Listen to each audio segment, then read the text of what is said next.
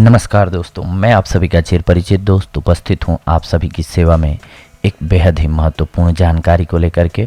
जी हां, आज का हमारा टॉपिक है, हो सकता है कि घुटने बदलवाने की ज़रूरत ही ना पड़े। 10 दिन करके तो देख लीजिए।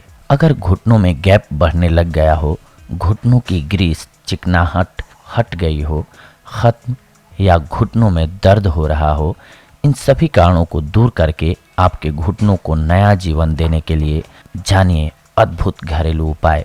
दरअसल घुटनों में ग्रीस कहना एक अनपढ़ भाषा का उपयोग है। घुटनों में कोई ग्रीस खत्म नहीं होती, घुटनों में फ्लेवोनॉइड की कमी हो जाती है, जिसके कारण घुटने में उठते बैठते अत्यधिक दर्द होता है, घुटनों से आवाज़ भी आती है। फिर इसको लोग ये भी कह देते हैं कि घुटनों में गैप बढ़ गया है। ये प्रयोग अगर आप करना चाहते हैं तो सबसे पहले आपको इस प्रयोग के दौरान कुछ चीज़ों का पालन करना होगा, फिर ही यह प्रयोग बिल्कुल सही होगा। अगर आपका वज़न बढ़ गया हो तो उसको कंट्रोल कीजिए। दाल, दूध, चाय, coffee, cold drinks, fast food, तली हुई चीज़ें बंद करनी होंगी आपको।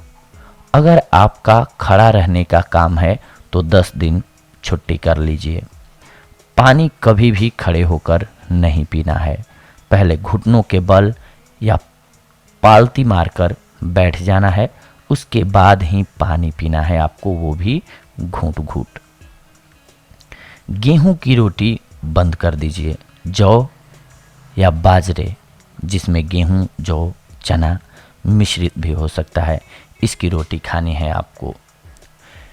ये समस्या अधिकतर बुढ़ापे में आती थी, मगर अभी ये हमने जो आपको बताया, इन कारणों के कारण, जिनमें वज़न बढ़ जाना, खड़े होकर काम करना, पानी खड़े होकर पीना, फास्ट फूड अधिक सेवन करना, तली हुई चीज़ों का अत्यधिक सेवन करना मुख्य कारण है।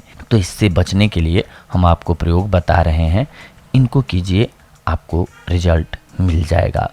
सबसे पहला प्रयोग 10 दिन के लिए। सहजन का वृक्ष अक्सर मिल जाता है, तो आपको इसकी छाल ले लेनी है।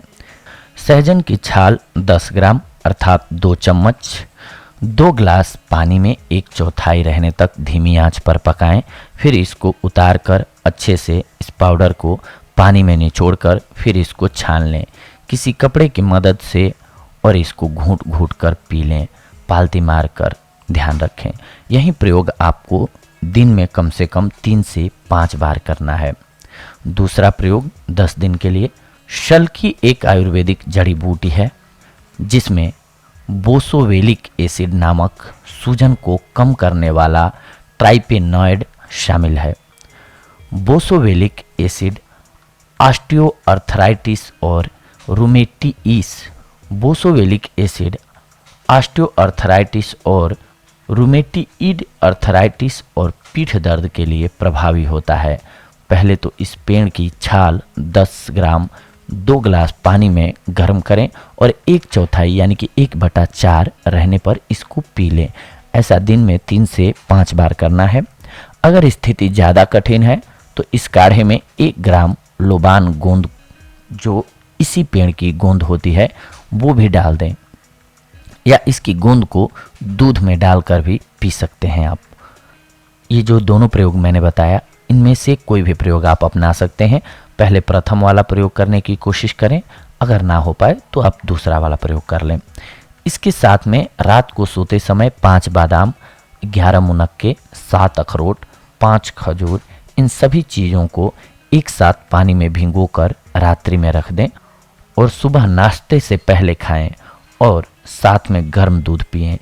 इस दूध में लोबान की गोंद 1 ग्राम डालकर गर्म करें। कुछ दिन तक यह प्रयोग रोजाना करें। ऐसा करने से घुटनों के दर्द में आराम मिलेगा।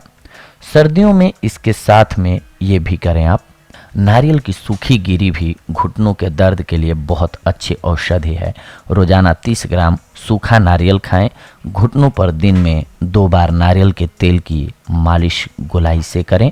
इससे घुटनों के दर्द में अद्भुत लाभ होता है। अलसी 1 से 3 चम्मच चबा चबा कर खाएं।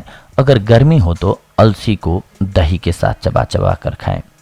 घुटनों के लिए मसाज, एक छोटा चम्मच सौंठ का पाउडर लीजिए और इसमें थोड़ा सरसों का तेल मिलाइए। इसे अच्छी तरह मिलाकर गाढ़ा पेस्ट बना लीजिए। इसे अपने घुटनों पर मलिए। इसका प्रयोग आप दिन या रात कभी भी कर सकते हैं। कुछ घंटों बाद इसे धो लीजिए। यह प्रयोग करने से आपको घुटनों के दर्द में बहुत जल्दी आराम मिलेगा और घुटनों के बीच जो ग्रीस खत्म हो गई है, जो चिकनाहट खत्म हो गई है, उसमें 10 दिन में ही आराम दिखेगा। अगर आराम दिखे तो इस प्रयोग को जब तक पूर्ण आराम न मिले तब तक आप दोहरा सकते हैं। ये थी आज की जानकारी आप सभी के लिए घुटनों के दर्द से छुटकारा पाने के लिए। अगले एपिसोड में आप सभी के साथ जुड़ेंगे एक और जानकारी को लेकर के। तब तक के लिए धन्यवाद। नमस्कार दोस्तों।